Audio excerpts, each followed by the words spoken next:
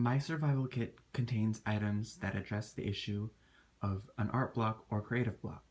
First, I have a small sized sketchbook, which is quite portable. It's great to draw out passing ideas because, whenever you get inspiration, they just come and go and they don't really have a schedule. So, what great way to have it down than to always have a sketchbook with you.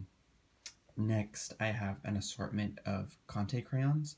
I picked these because instead of, a pencil and an eraser, these force you to just draw it out and not have to be erasing any mistakes and just go with it. And, it's just fun to just doodle without having to be serious about what you're drawing. Next, I have an engraving pad and a carving tool. It's a very different and unique medium. It requires precision and dexterity, but not quite like drawing, so it's something different, something to just get your brain working. And then I have two containers of different sized googly eyes. It's just a fun way to, get out from drawing too much or forcing yourself to draw and just rattling the bottle and hear it like make noise. Or it's fun to put in drawings and in pictures in magazines to replace the faces, to just look at it and have fun. If you don't have any ideas at the moment and you're just trying to relax. And then finally, I have a container of Play-Doh.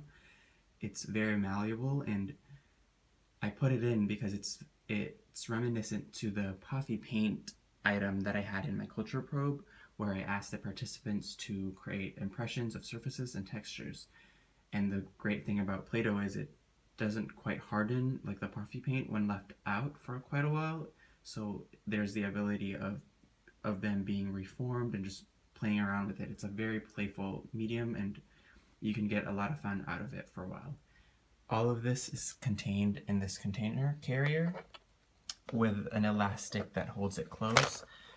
I found it and I thought it was a really good, package because it requires you to just fiddle with it and it's very hands-on. So the idea of it all is that they're all kinesthetic and tactile, and it's quite organic, and it involves your hands messing with it, and I believe that it just creates, pushes your brain activity, keeps it going, and thus fueling creative process.